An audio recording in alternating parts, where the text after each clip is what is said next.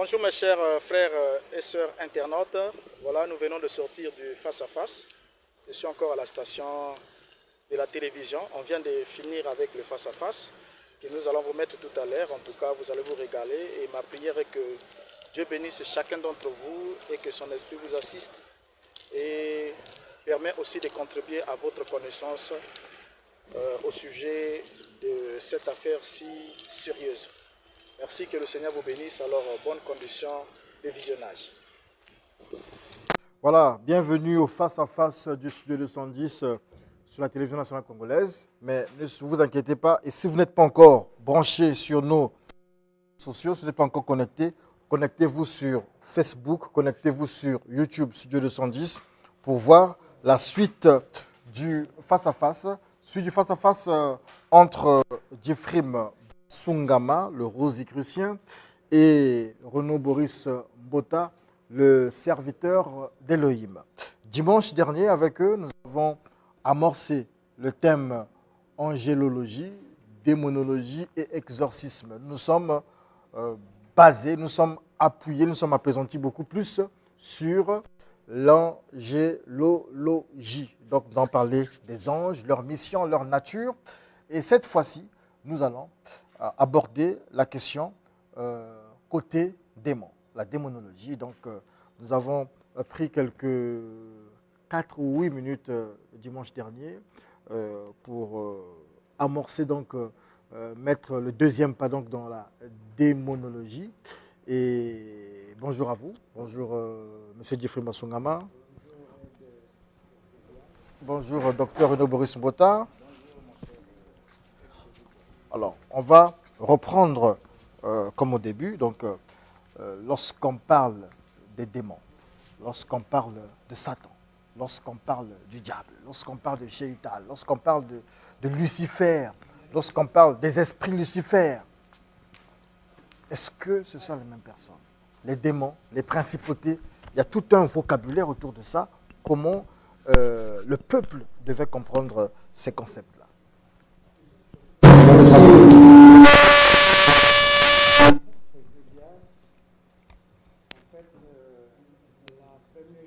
Dire à nos frères et sœurs téléspectateurs et tous ceux qui cherchent à comprendre aussi à travers le monde, c'est que quand on aborde ces problèmes, on doit les faire avec beaucoup de sévérité pour que ces êtres-là comprennent qu'ils ont perdu le don de grâce. C'est-à-dire qu'ils n'ont qu'une seule façon d'agir, c'est-à-dire de nuire. Et ils sont dans le mauvais chemin. Et nous devons le dire avec beaucoup de clarté. On ne vient pas pour les flatter, on ne vient pas pour les rehausser, mais on vient pour dire à toute la population mondiale que c'est des êtres nuisibles. Ils n'ont pas de choix, sinon que de faire le mal. Et selon qu'ils agissent d'une manière ou d'une autre, alors il a peut-être manqué des expressions appropriées, et je reprends, selon qu'ils agissent d'une manière ou d'une autre, alors on leur attribue le nom de Lucifer, le nom de Satan, mais Satan en hébreu c'est Satan, voyez, c'est des esprits qui ont simplement pensé qu'ils pouvaient faire mieux que Dieu. Et aujourd'hui, nous parlons, ils sont très en retard par rapport aux anges qui sont restés fidèles à Dieu. Et ces esprits-là vivent sur la planète Saturne. Voilà pourquoi ils portent le nom de Satan, Saturne. Et leur subtilité, c'est de nous empêcher de faire le bien. Chaque fois que nous voulons entreprendre le bien, alors ils s'opposent. Mais comme ils ont une certaine intelligence, alors nous, humains, on les côtoie d'une manière ou d'une autre, et eux, ils sont contents de savoir que Merci beaucoup. là où il y a le bien, Votre temps de nous ne parole pouvons pas agir. est épuisé. On retient donc que les démons ont une planète, c'est Saturne. Ça, c'est selon M. Jeffrey Basungama. Les satanistes, oui. Et les démons, les gens de Satan, ont pour mission principale de s'opposer au bien. Voilà. Ils vous insistent toujours à faire le mal. Qui est le chef de ces démons-là? Qui est le chef? Des démons et tout ça. Bon, comme je l'ai dit, nous, on ne rentre pas dans tous les détails pour dire voilà. Nous, on a compris que qu'il soit chef, qu'il soit sujet, c'est pour faire le mal. D'accord. Un point très... Dites-nous, M. Jeffrey Basungama, Oui. Métatron, c'est qui? C'est le roi des anges. Pardon? Métatron. Mais c'est ce que je dis. Moi, je ne rentre pas dans toute cette nomenclature. Ça ne m'intéresse pas. Mais je sais que tous sont pareils.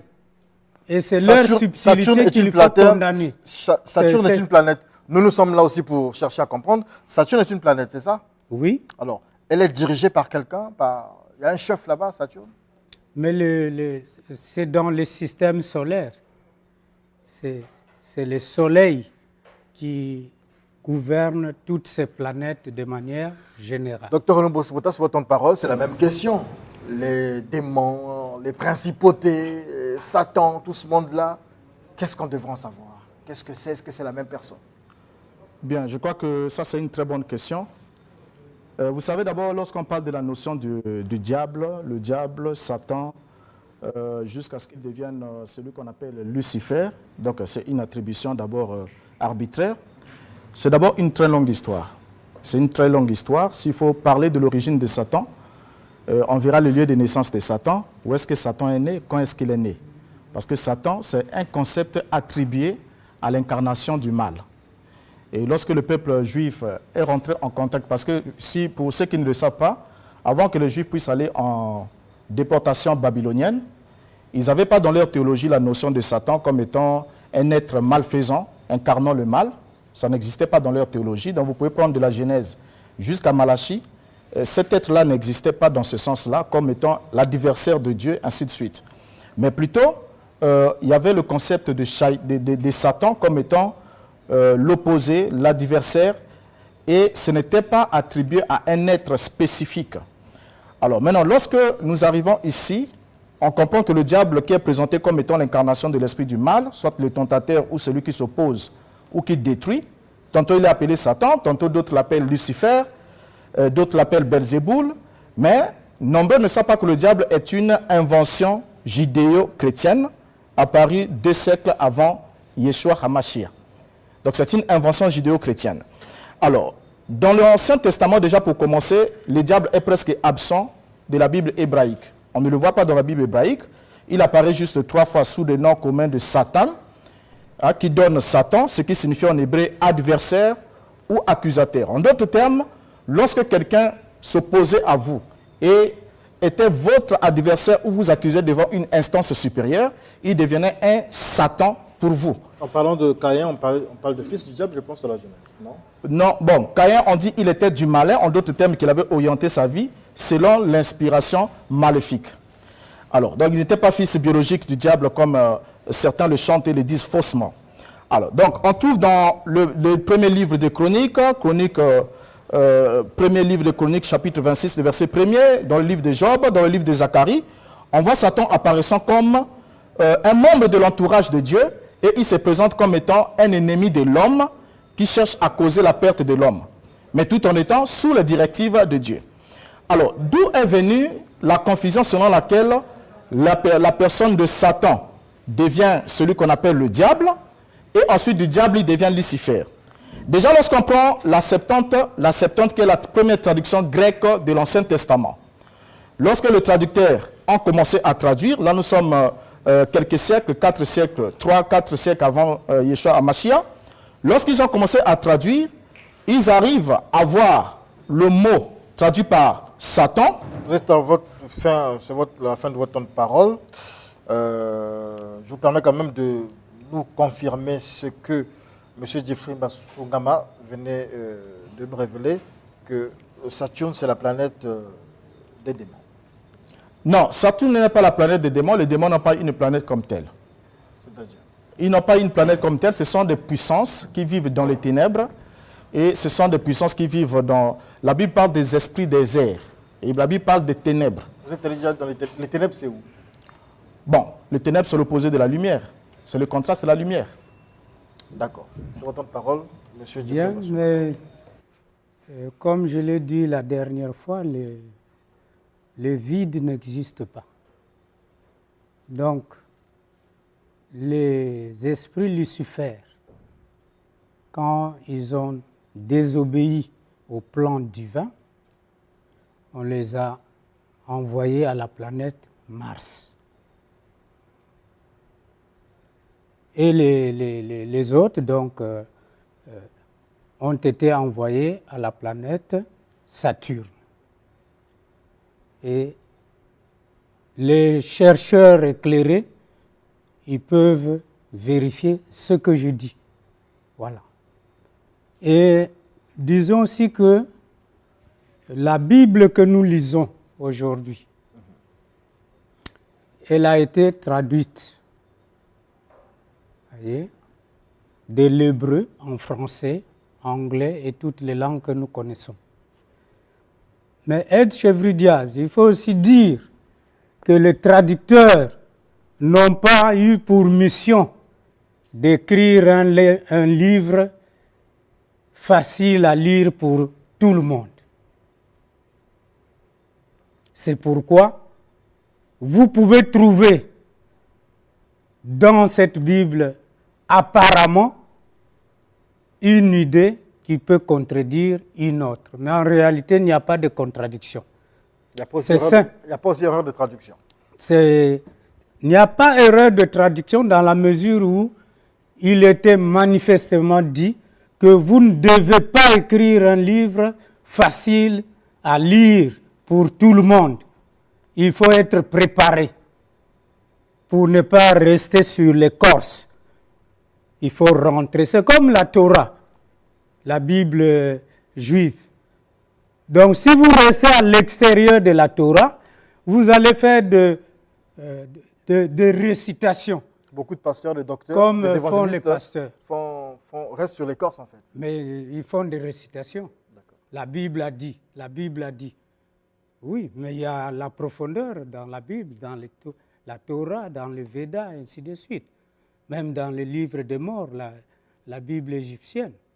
Donc, je retiens un mot, c'est que ces esprits-là, c'est des adversaires. Mais ce que nous devons retenir, chers frères et sœurs, ils n'agissent que par la permission divine. Et c'est ce qui paraît contradictoire. Parce que les chrétiens, ils ont le respect de Dieu, mais ils ont peur du démon ou du diable. Merci beaucoup. Ce n'est pas normal. On retient, selon ce que vous dites, que les démons, le diable, les esprits Lucifer, tous ces gens-là répondent de Dieu en fait. Ils sont mis en mission par le Créateur. Oui, parce qu'un adversaire, c'est celui-là qui vous aiguillonne.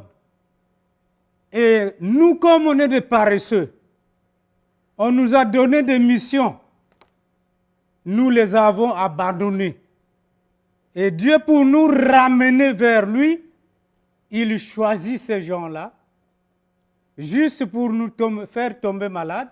Ça veut dire que nous appauvrir un moment, et après, nous nous ressaisissons pour revenir vers le Créateur. Les anges les démons et les hommes, ils ont un même père. Mais c'est ce que nous avons dit la fois dernière.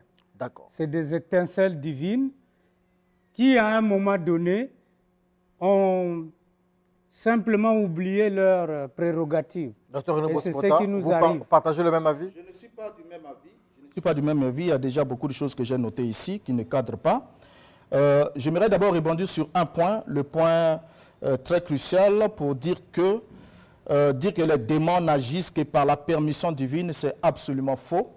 Et ce n'est pas dans le cadre général qu'ils agissent. Ils n'agissent pas, ils attendent juste la permission divine pour agir, c'est absolument faux. Mais Satan ne peut agir dans la vie d'un enfant de Dieu. Je parle bien de quelqu'un qui est en relation directe avec Dieu, ne peut agir que dans les limites restreintes données par Dieu. Donc, ce n'est pas Dieu qui le permet de faire ce qu'il a à faire. C'est comme dans le cas de Job, c'est l'exemple le plus simple. Quand Satan est allé chercher à détruire Job, il a dit à Dieu, n'est-ce pas, si tes loups t'adorent, c'est parce que tu le protèges. Laisse-moi seulement toucher à ses biens et je l'emmènerai à te maudire en face. Et Dieu dit, tu peux t'en aller. Mais ce n'est pas auprès de ceux qui ne connaissent pas Dieu, qui n'ont pas de relation avec Dieu.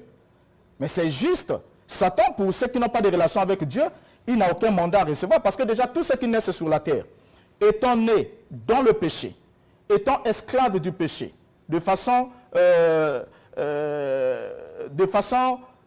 tout à fait naturelle, ils sont d'office esclaves de Satan. Donc c'est ce qui veut dire que lorsque vous naissez dans ce monde, vous ne naissez pas libre. Vous naissez déjà sous le sceau de l'esclavage. Et Satan, pour agir sur vous, les démons, pour qu'ils agissent sur vous, ils n'ont pas besoin de la permission divine. Et voilà pourquoi les gens sont possédés par le diable. Donc vous n'allez pas dire que voilà, d'un certain moment, Dieu permet, il dit aux démons, allez envahir la vie des gens, enchaînez-les, faites ceci, donnez-leur des afflictions et tout. Et ensuite, Dieu vient ensuite faire l'acteur pour les affranchir. C'est absolument faux. Les démons obéissent à l'ordre de leur maître, qui est Satan, selon la description qui est donnée ici. Alors, lorsqu'ils obéissent, ils agissent, ils n'ont pas besoin d'un mandat divin. Mais lorsqu'ils viennent agir dans la vie d'un enfant de Dieu, en ce moment-là, ils agissent dans les limites de la permission divine. Dieu a dit à Satan, tu peux aller faire ce que tu veux, lui enlever les biens, mais ne touche pas à sa vie. Et quand Satan est venu, malgré tout ce qu'il a fait, il a détruit les biens de Job, il a tué les enfants de Job, il a détruit toutes ses affaires et il a appauvri en un rien en une seule journée. Mais il n'avait pas pu toucher à sa vie, malgré même les afflictions de la chair, mais il n'a pas pu lui ôter la vie. Donc ça veut dire que si Dieu ne lui disait pas ne touche pas à sa vie, Satan avait la capacité d'ôter la vie. Et c'est ce qu'il peut faire à n'importe qui n'a pas de relation avec Dieu. Voilà pourquoi les sorciers, les magiciens peuvent jeter un mauvais sort à n'importe qui n'a aucune relation avec Dieu et l'achever, abréger sa vie. Pourquoi? Parce qu'ils n'ont pas un Dieu qui dise à cet être-là, ne touche pas à sa vie. Voyez? Donc, sur ce point-là, vous devez rectifier cet élément. Alors, lorsqu'on arrive sur la notion déjà de Lucifer, je vous ai dit la fois passée que la notion de Lucifer, à l'origine, n'était pas une attribution de Satan. Monsieur Gifrim Basungama, c'est votre temps de parole. Merci beaucoup. On ne peut pas dire une chose et son contraire. Ce n'est pas logique. Donc, les esprits dont nous parlons, moi je suis sévère sur ce point. Ils n'ont pas de pouvoir par eux-mêmes.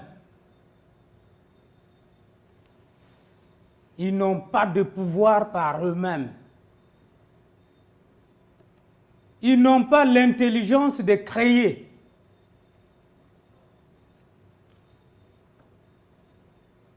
Donc, quand ils agissent, c'est pour nous permettre de nous ressaisir. Parce que nous avons tous été créés comme créatures divines, émanant de Dieu. Nous sommes des étincelles en évolution. Mais à un moment donné, le monde matériel nous embrouille. Et nous pensons que c'est le seul monde qui existe. Et nous commençons à faire des choses abominables. Pour des choses que nous devrions faire correctement, nous les faisons mal. Aujourd'hui, il y a le matérialisme à outrance. Vous voyez? Ça nous a même éloignés de notre vraie nature. Mais on n'est pas contre le matériel, mais ça ne doit pas être une finalité. Et lorsque ça devient des choses que l'homme doit ou que l'homme est en train d'adorer, c'est une erreur grave. Et Dieu permet à ce que ces adversaires-là nous fassent tomber malades. Quoique il n'est pas l'auteur de cela. Vous voyez, j'allais rectifier. Ce n'est pas que les autres ne sont pas enfants de Dieu et que Lucifer et autres ne prend pas le courage de demander ou de l'autorisation. Non, nous sommes tous enfants de Dieu. Et lorsqu'on se perd, alors Dieu sonne la sonnette d'alarme pour que nous revenons vers lui. Et c'est par la douleur que l'éducation nous apporte les meilleurs fruits. Lorsque nous avons été à l'hôpital, lorsque nous avons été en prison, alors nous comprenons que la liberté est chère et on doit respecter et notre propre liberté et celle des autres.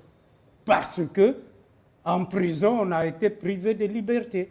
On a mangé n'importe quoi. Alors, Geoffrey Masungama, vous semblez, j'ai l'impression, hein, dédouaner Dieu. Vous dites qu'il n'est pas auteur, mais vous dites que c'est lui qui crée les conditions. Et c'est comme un commanditaire qui demande, vous pouvez aller tuer, vous pouvez aller faire une embuscade à telle personne, et quand ça se fait, on dit que non, lui n'a simplement permis, mais ceux qui ont agi sont les autres. En fait. Mais c'est ce que mon frère Mbota a dit. C'est parce c'est celle-là la réalité? qu'il a les deux versions et dans une même rivière, on ne peut pas voir de l'eau propre. Qui est auteur du mal? C'est Dieu ou ce sont les démons? Ce sont les démons. Et je l'ai dit. Et il l'a dit. Voyez? Je vous permets de faire ce que vous voulez entreprendre, mais ne touche pas à son âme. Voyez? Donc il a l'autorité sur ces esprits-là. Et de Chevridias. Il a de l'autorité sur ces esprits. Mais Dieu. Alors, donc l'esprit qui a conduit. Regardez Chevridias. Il a répété qu'il place des limites. Voyez? Donc, vous pouvez agir jusqu'à un certain moment, mais je suis là pour faire barrage. J'aimerais parce comprendre. que le Dieu, en disant comme ça, je répète encore, je ne veux pas citer de noms ici de gens qui ont été en prison et aujourd'hui qui se sont ressaisis à cause de la douleur qu'ils ont subie là-bas. Ils sont devenus des véritables hommes, des véritables femmes qui vivent dans l'amour maintenant à cause de ça. Voyez? Mais s'il n'y avait pas cette douleur-là en prison ou à l'hôpital, ils seraient toujours capables de continuer à faire ce qu'ils faisaient. Et donc, Dieu saisit ces côtés-là de la douleur. Ce n'est pas que la douleur est infinie. Pour éduquer les hommes.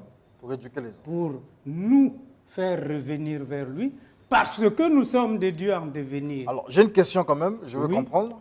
Dans la Bible, il y a un épisode qui retrace une conversation entre Jésus et le diable, et Satan, et Lucifer. Je ne sais pas comment il faut dire. Il y en a qui disent ici que Jésus c'est Lucifer. Bon, ce n'est pas ça le débat.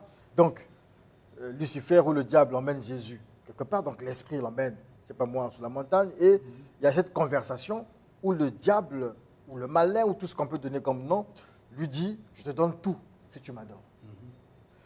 On a l'impression qu'il existe un être égal à Dieu. Il y a une espèce de bataille. Comment on peut expliquer cette scène-là? Non, justement, il y a le vrai et l'ivraie. Je dis que c'est deux puissances en fait, égales. C'est-à-dire, il y a l'original et la copie. C'est ça qu'il faut voir. Voyez? Au cas où le Jésus, copiste, lui, au cas où Jésus ne avait crée accepté, pas. au cas où Jésus avait accepté d'adorer, qu'est-ce qui serait passé? Est-ce que ça aurait changé la nature du diable? Il n'aurait jamais Il n'y aurait eu aucun impact? Obéit parce Non, que... au cas où, hein, on va dans... Au cas où... Non, nous parlons des choses correctes. On n'est pas dans la supposition. Non, parce que la c'est Bible, notre responsabilité. la Bible nous explique un fait. C'est-à-dire Mais que justement, Jésus a été tenté. C'est-à-dire Oui. qu'à la tentation, il pouvait succomber ou pas. Il n'a pas succombé. Mais au cas où il aurait succombé, qu'est-ce que ça aurait changé dans la nature ou dans la... Est-ce que ça aurait un impact sur le diable, cet esprit-là qui le tentait? Moi, je ne peux pas rentrer dans les suppositions. D'accord. Parce qu'il n'a pas succombé. D'accord. Et on ne peut pas imaginer ce qui arriverait. Non. Docteur Renaud Bospota, vous avez la parole. Il a pris autant de temps, hein, suffisamment de temps. Il On lui a posé des questions, donc Merci on beaucoup. fait la même chose avec vous aussi. Merci. Alors, donc déjà, je ne suis pas du tout d'accord. Je ne suis pas du tout d'accord avec beaucoup d'expressions qui sont données ici. Lorsqu'on vous a posé la question de savoir qui était l'auteur du mal, vous n'avez pas pu répondre à cette question, mais laissez-moi vous instruire à ce sujet, que le mot « zé les biens » viennent de la part de Jéhovah quand il s'agit du peuple qui est en alliance avec lui. Ça dit pour ce qui est de ses enfants. Voilà pourquoi il dit plus loin, je châtie, la Bible dit que Jéhovah châtie ceux qu'il aime et il punit de la verge ceux qu'il reconnaît pour fils. C'est quand vous êtes dans une maison, les enfants peuvent fauter, vous ne pouvez pas éduquer l'enfant du voisin. Il n'est pas le vôtre. Mais le vôtre, vous allez l'éduquer. S'il faut le châtier, vous allez le châtier. L'objectif, c'est quoi? Le faire ressentir la douleur pour un peu de temps, en vue de le corriger et de l'améliorer. Bon, or, quand il s'agit de ceux qui n'ont rien à voir avec, qui ne sont pas les enfants de Dieu, mais qui sont les rebelles à la volonté de Dieu, qui sont les enfants du malin, Dieu ne s'occupe pas d'eux. Dieu n'a pas besoin de les corriger, n'a pas besoin de les châtier, parce qu'il n'a rien à gagner dedans. Parce qu'il sait que leur destination, c'est de finir avec leur père, c'est de finir avec leur maître à être détruit. Donc, ôtez déjà ça de votre esprit que les démons ou le Satan, pour agir dans la vie d'une personne qui n'est pas en relation avec Dieu, il doit avoir la permission divine. C'est faux. C'est archi faux. Ne le dites pas, mon cher frère. Vous êtes même en Afrique, un sorcier pour envoûter quelqu'un pour jeter un mauvais sort, il ne demande pas la permission à Dieu. Dieu ne le lui permet pas. Pour jeter un basque ou quoi que ce soit, un mauvais sort, ils ne le font pas. Mais quand il s'agit d'un enfant de Dieu, Dieu le protège. Et quand Dieu le protège, Dieu ne permet pas que le diable mette la main sur lui. Voilà pourquoi même dans la prière de notre Père, il a dit « Délivre-nous du malin ». Donc Dieu ne permet pas qu'il mette la main sur lui. Maintenant, si pour une raison donnée, sa foi doit être éprouvée, mais il y a une limite. Dieu a dit à Satan « Tu peux, mais ne touche pas à sa vie ». Mais il ne le dit pas pour tout le monde. S'il le disait pour tout le monde, on n'accuserait pas quelqu'un là-bas, on dit voilà, voilà, il a jeté le mauvais sort là-bas, il y a quelqu'un qui est mort là-bas, il y a eu des criminels qui ont fait un braquage, vol à main armée là-bas, il y a eu des victimes, ainsi de suite, il y a des guerres, tout ça là, et ça, on va mettre ça dans le dos de Dieu. Non, c'est faux, c'est archi faux, vous devez le rectifier. Alors donc, Dieu châtie ce qu'il reconnaît pour fils. Alors, sur la notion de Lucifer, j'avais dit qu'il fallait qu'on dise un mot là-dessus. Lucifer, parce que déjà quand on parle de Lucifer ici, généralement dans la tradition chrétienne, Lucifer a généralement une connotation à attribuer à Satan, qui est un suppôt du mal. Or, lorsque vous désignez Satan par le nom de Lucifer, vous êtes en fait en train de le glorifier. Au fait, c'est ce que lui il cherche, que vous le désignez par Lucifer, alors qu'il n'est pas réellement Lucifer. Parce que c'est un être qui a été dépouillé de la lumière. Voilà pourquoi la Bible dit que se déguise en ange de lumière. S'il doit porter la lumière comme déguisement, c'est qu'il n'a plus la lumière primordiale. Donc, votre temps de parole est épuisé. Et donc, je vais rebondir sur Lucifer. Qui est Lucifer? Lucifer, en général, c'est un problème d'abord de traduction. Donc, on est parti de Satan. On est parti d'abord de Hélène. Hélène, donc astre brillant dans Ésaïe chapitre 14, qui parle de l'astre brillant. Hélène ben Shakar. Et lorsqu'on a traduit dans la traduction grecque, on va traduire par Phosphoros.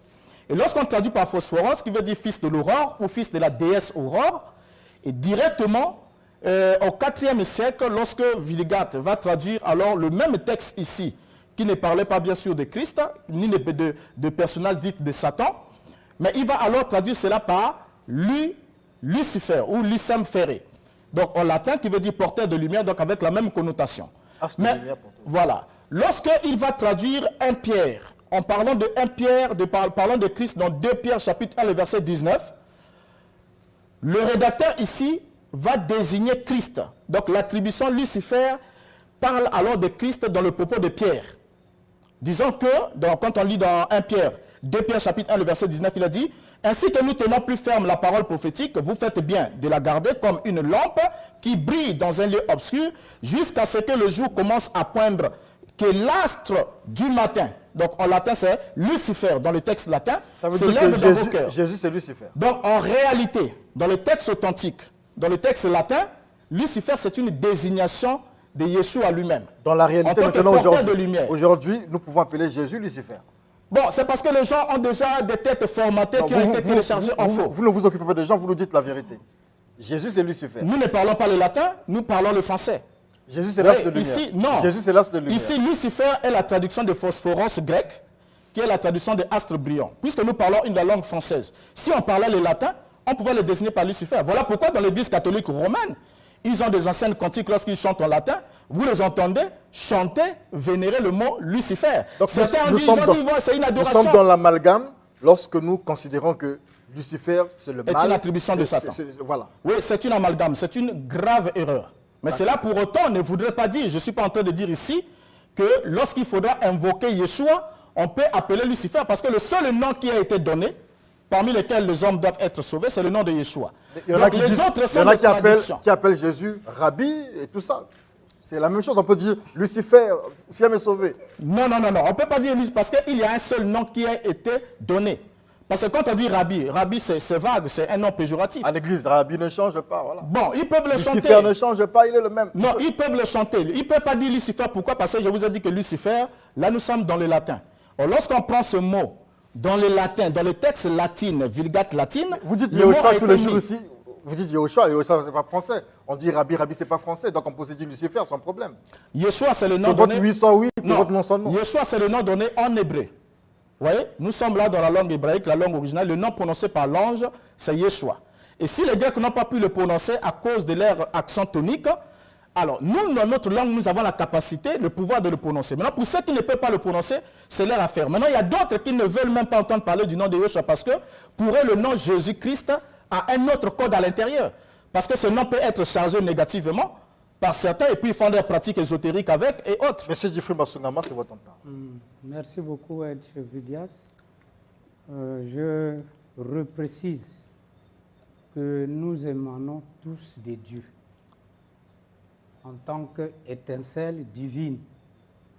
Et notre mission, c'est de nous réaliser en tant que Dieu fait homme. Nous devons devenir des hommes-dieux. Donc, il n'y a pas ceux-là que Dieu a rejetés à vie, comme quoi vous êtes dans l'erreur, restez dans l'erreur. Non. La miséricorde de Dieu est infinie.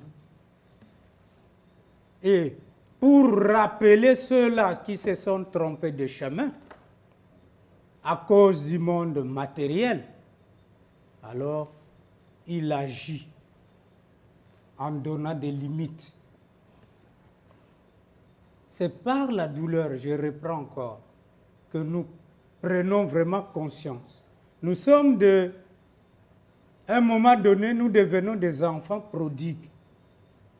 On quitte le Père, on veut aller faire des choses comme nous voulons. Mais lorsque ça ne marche plus là-bas, on revient vers lui. Et le Père n'a pas rejeté l'enfant prodigue. Il a même fêté ces retours-là pour dire, voilà, ce fils, il a compris qu'il y a un chemin qui est meilleur. Voyez?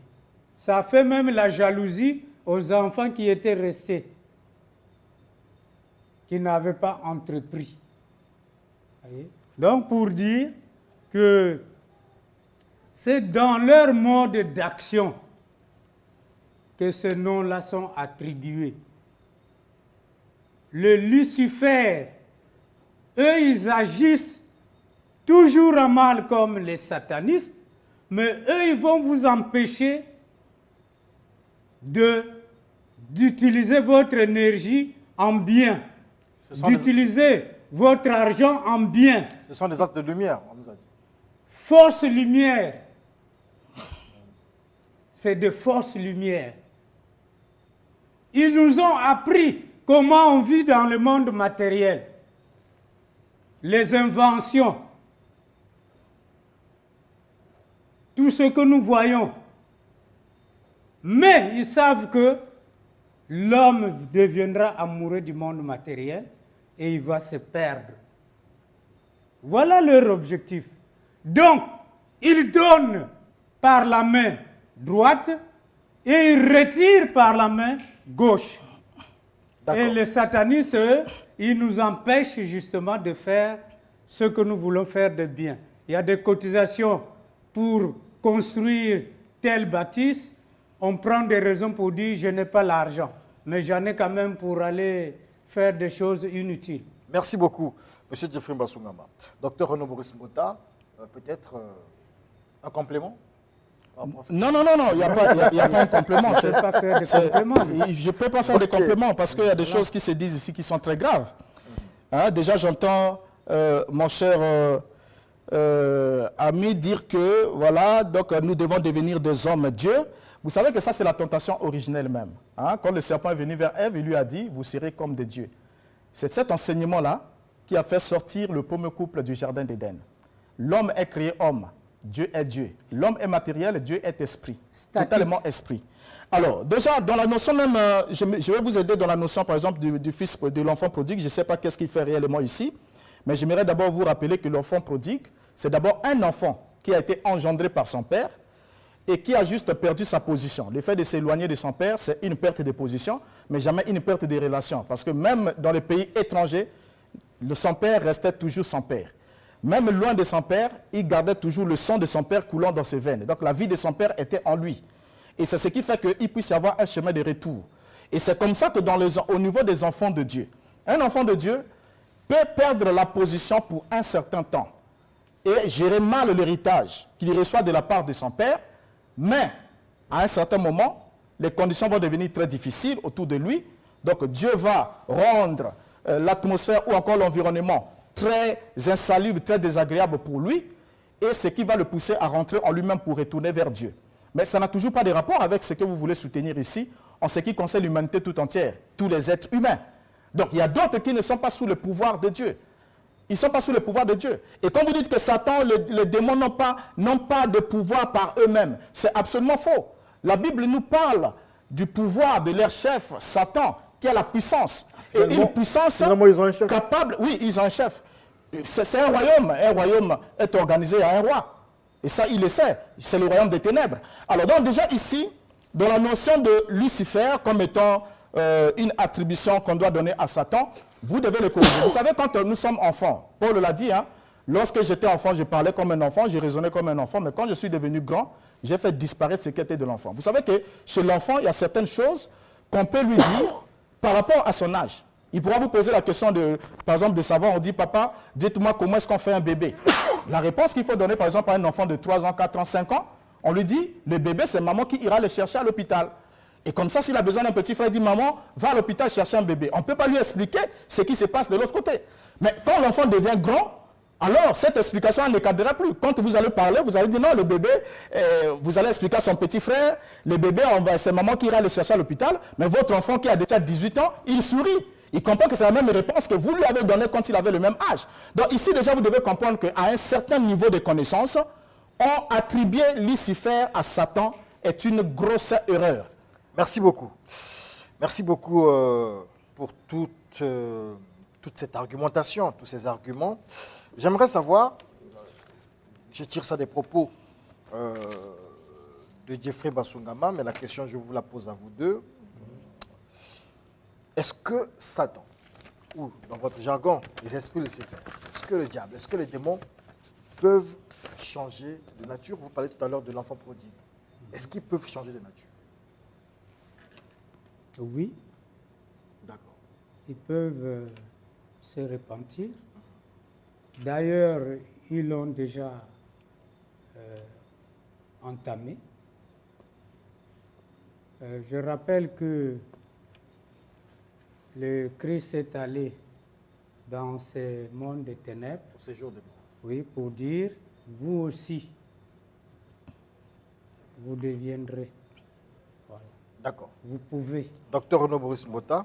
C'est absolument faux. Absolument faux. Ah, comment ça? Les démons ne peuvent jamais changer de nature. Ils ne peuvent jamais changer de nature. Pourquoi est-ce qu'ils ne peuvent jamais changer de nature? Ils ne sont pas comme l'homme. Vous voyez? Alors, l'homme a été créé avec le libre arbitre. C'est ce que les démons n'ont pas. L'homme avec le libre arbitre, il pouvait avoir la possibilité soit de pécher, soit de ne pas pécher. Mais à ce moment-là, lorsque l'homme chute, il y a une voie qui est ouverte pour la rédemption de l'homme, pour le salut de l'homme. Dieu envoie son Fils pour racheter l'homme. Mais Yeshua n'est jamais descendu pour racheter le diable. Sinon, pourquoi est-ce que Dieu créerait l'enfer? Il allait faire quoi là-bas? Où ça? Séjour de mort. Non, là-bas, quand il est allé, il est descendu au séjour de mort. C'est pour donner une confirmation comme quoi il est l'accomplissement de ce que les prophètes et les gens qui ont entendu, ceux qui sont partis sans espérance. Il est lumière. Oui. Tout le lieu qu'il foule devait devenir lumière en fait. Non, il est lumière. Yeshua est lumière. Lorsqu'il meurt pendant les 3 jours, la Bible nous dit que son corps est dans la tombe et son esprit va chez Dieu et son âme descend dans le séjour de mort. Il y avait une prophétie qu'il fallait accomplir. La prophétie, c'est celle de la résurrection. Or, il ne pouvait pas ressusciter s'il ne descend pas d'abord dans le séjour de mort pour prendre les cœurs de la mort et du séjour de mort afin d'en être maître. Dieu est amour. Dieu est amour. Dieu est amour, oui. Pourquoi il n'est pas amour pour le diable et tout voilà. Il est amour pour l'être humain. Oui, pourquoi il n'est pas amour pour les anges déchus? Au fait, il ne les a pas créés avec la possibilité de pécher. Le diable n'a pas le libre arbitre pour choisir de faire soit le bien, soit le mal. Donc il les a créés d'une manière où, dès qu'ils se pervertissent, c'est un sens unique. Il n'y a pas de retour. Alors, Parce que vous allez voir dans le cas par exemple de l'homme, je prends juste un exemple, le cas par exemple de l'homme Adam. Lorsque l'homme Adam pêche, quand Dieu lui pose la question, as-tu mangé de l'arbre dont j'étais interdit de manger expressément? Il dit, c'est la femme que tu m'as donnée qui m'en a donné. C'est à ce moment-là que Dieu avait perdu en quelque sorte le premier procès en Éden et reconnu que c'est à cause de lui que l'homme s'est retrouvé dans cette condition. Avant que ne reprenne son temps de parole, j'ai une question pour vous deux. On a souvent reçu des maîtres spirituels ici, notamment Maître Waka, qui nous dit qu'ils peuvent attraper des esprits errants, des esprits comme ça, des démons, et travailler avec eux. Est-ce que c'est possible de le faire? Mais ça, c'est ce qu'on appelle le spiritisme. C'est ça, quand vous êtes dans le spiritisme, vous êtes dans la perdition. C'est possible de le faire? Bon, il y a des démons qui peuvent, moi ce que je reconnais au niveau de la parole nous donne la recommandation de ne pas manipuler les démons, mais de les chasser. Donc de les délocaliser des corps de ceux qu'ils ont tenus captifs pendant longtemps. Parce que les gens sont dans la captivité et l'évangile vient d'abord pour sauver, et qui dit salut parle aussi de la délivrance tant de l'âme que du corps. Alors donc, pour ce qui est de manipuler quelques petits esprits, il y a des esprits, les esprits ont plusieurs catégories, plusieurs échelons. Donc il y a des esprits qui sont d'énergie très faible, très faible, très basse, et que ces maîtres-là peuvent manipuler, le prendre, tout ça là, et puis les utiliser. Mais il y a d'autres esprits qui ne peuvent pas s'en saisir, dont eux-mêmes sont soumis, parce qu'ils sont plus forts qu'eux, ils ont besoin de leur concours pour exercer ce qu'ils ont exercé. Mais tout ça, ce sont des œuvres de ténèbres. Question encore à vous deux. Là, je rebondis sur ce que le docteur Mbota vient de dire. Chasser les démons. On dit que la Bible ou le christianisme ne vous autorise, votre religion, en fait, votre spiritualité, dans votre contexte, ne vous autorise qu'à chasser les démons, pas les détruire. Parce que justement, on va dans les églises tous les jours, on chasse le feu, les démons reviennent toujours. Et lorsqu'on va dans la Bible, Jésus chasse des démons quelque part, ne les détruit pas. Il les prend, il les jette dans un groupe porcin, ou de pourceaux, ou quelque chose comme ça, de porc. Comment expliquer cela? Bon, ça c'est comme je vous l'ai dit que cela dénote d'une ignorance, hein, une très large ignorance, parce que ce qui est prêché aujourd'hui dans les prétendues églises, ce n'est pas exactement ce que les apôtres ont enseigné, ce n'est pas ce que le Mashiach a enseigné. Vous allez voir que lorsque la Bible nous parle de la délivrance, la Bible dit que lorsque Yeshua délivrait les captifs ou bien chassait le démon, la Bible dit qu'à l'heure même, la personne était délivrée, ou l'esprit partait à l'heure même, donc c'est à l'instant. Donc il n'y avait pas de genre de rituel comme quoi on vient aujourd'hui, on chasse le démon, demain on le chasse, et après demain on invoque le feu, le fait qu'il ne descend jamais et qu'il ne consume jamais ce démon-là, parce que chaque jour, c'est le même type de prière qu'on doit faire. Or, tout ça là, c'est de la blague, c'est des amusements. Moi, Mais- je reviens parce que c'est votre argumentaire. Vous avez dit tout à Oui. l'heure que non, on vous permet simplement de chasser les démons. C'est la même chose que les autres Oui, font aussi. nous avons le mandat de chasser le démon. Pourquoi vous ne pouvez pas les tuer ou les détruire? Non, on n'a pas le droit de le détruire ou de le tuer. Pourquoi? Parce que il ne peut pas être tué par les propos de l'homme.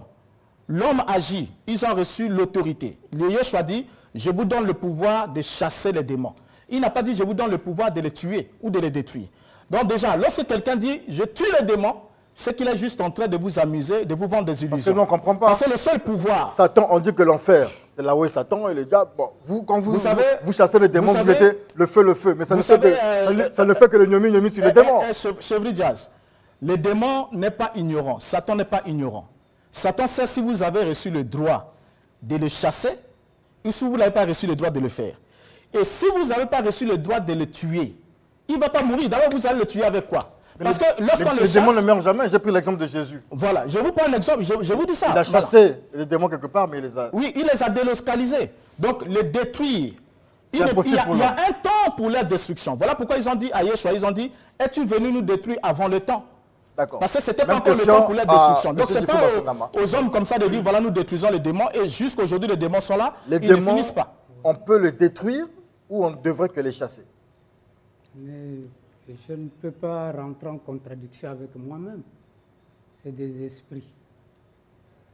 Donc la mort s'applique à ces corps charnels. Mais l'esprit qui habite ces corps continue. Jusqu'au Et- jour où seront brûlés à la fin du monde. Non. L'évolution veut dire que vous agrandissez, vous grandissez en savoir, pratique, et vous devenez un pilier. C'est sur toi qu'on compte. Parce que s'il y a des problèmes à régler, on vous fera appel. Parce que vous connaissez pratiquement. Et c'est ce que Nicodème est allé apprendre auprès de Jésus. Que je ne suis pas en mesure de faire ce que tu fais. Comment cela est-il possible? Et le dialogue dans Jean 3, on peut encore se remémorer de 1 à 8. Vraiment, c'est très édifiant pour savoir que nous sommes en train d'évoluer.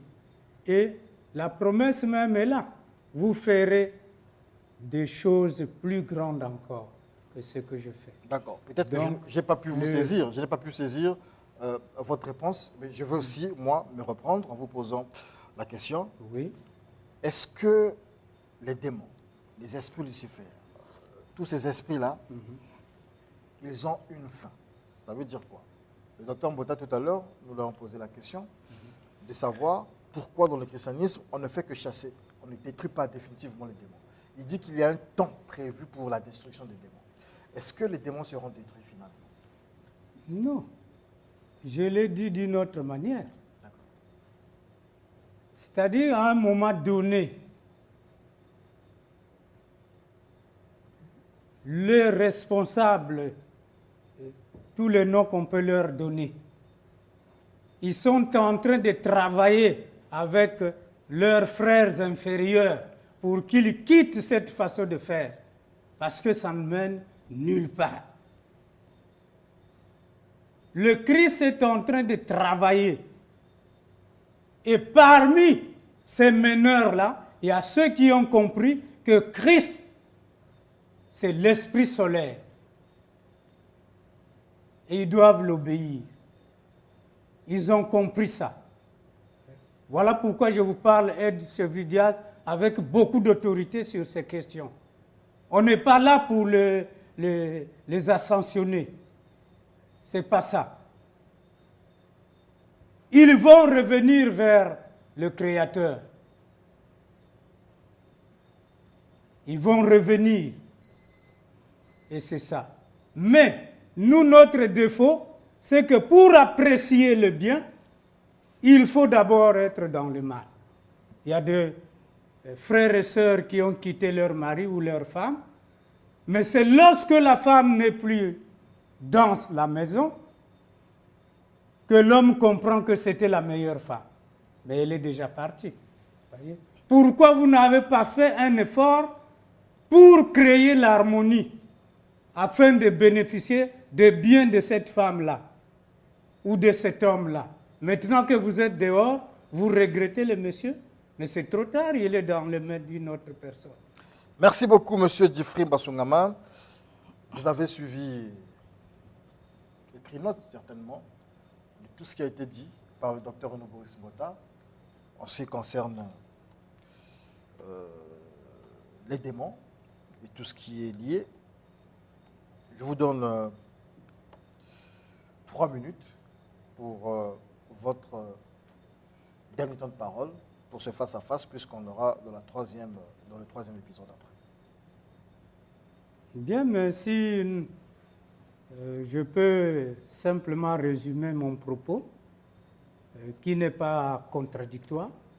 Il y a la logique dans ce que je dis. Et pour dire que nous ne devons pas avoir peur ni des Lucifer, ni des satanistes, ni ceux qui sont encore plus inférieurs à nous, que nous appelons les élémentaux.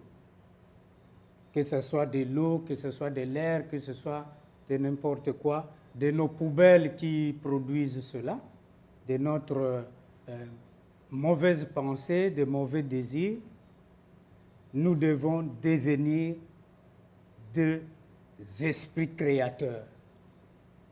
Et un esprit créateur doit avoir le secret de la matière pour se dédouaner de l'illusion du monde matériel. Voyez? Et ça demande un travail. Vivre dans l'amour, vivre dans le service que nous rendons avec joie, vivre dans la pureté, c'est important. Parce que ces esprits-là que nous venons de parler, je refuse même de les citer encore. Ces esprits-là, quand ils constatent que vous agissez au nom de Jésus, ils tremblent. Et quand vous ajoutez la pureté à votre vie, ils s'enfuient. Et c'est pourquoi le Christ a dit à ses apôtres, ce genre d'esprit-là, vous ne pouvez les chasser qu'avec la pureté. Parce qu'il est arrivé un moment. Mais il y a aussi le fait que c'est des êtres qui discernent, ils peuvent comprendre que vous agissez comme eux, dans la méchanceté, dans le gaspillage d'énergie, dans le gaspillage de biens. Et vous venez pour les chasser. Non, ils n'iront pas. Et c'est vous qu'on va chasser. Il y a des gens qui ont été chassés parce que les démons avaient compris que finalement, eux aussi, ils agissaient comme eux. Pourquoi viens-tu me chasser alors que tu me ressembles? Alors, ils les chassent.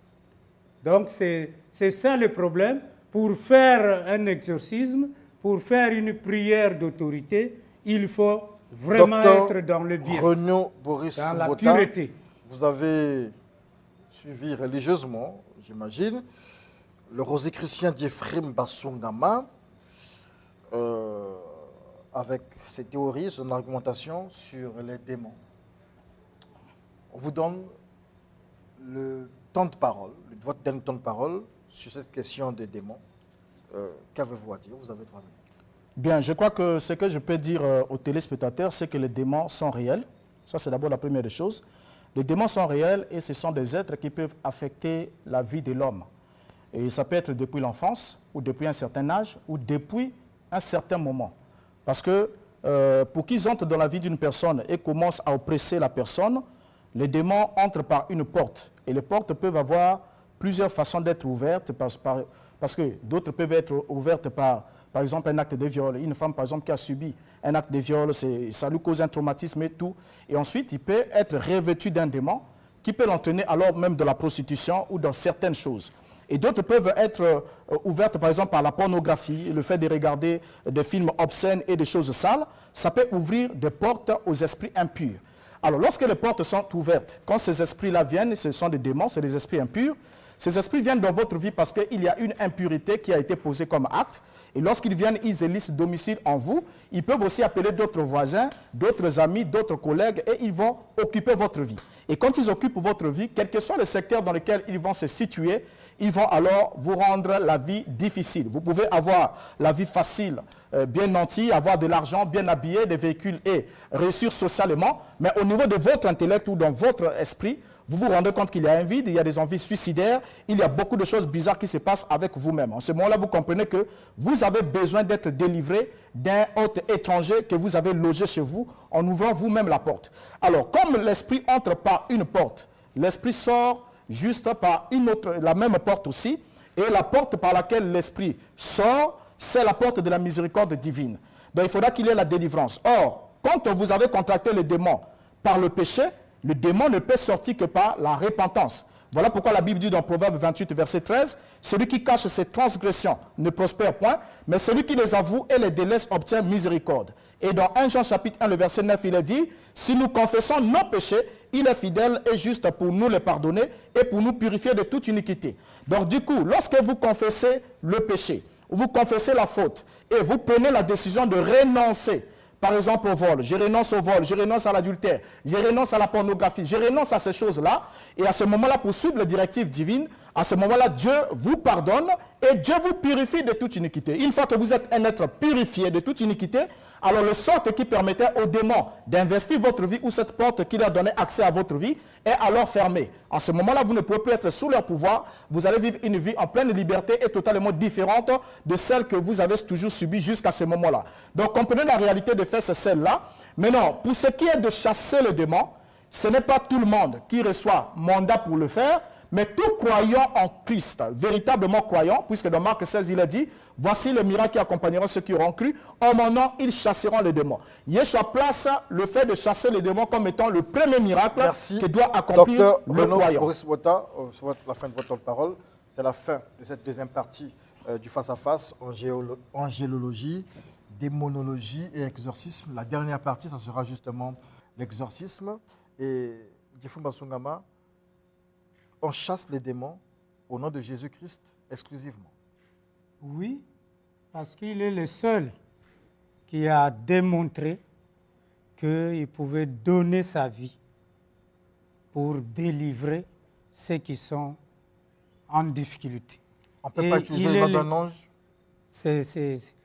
Mais comme je l'ai dit, ces esprits-là, ils ont une subtilité.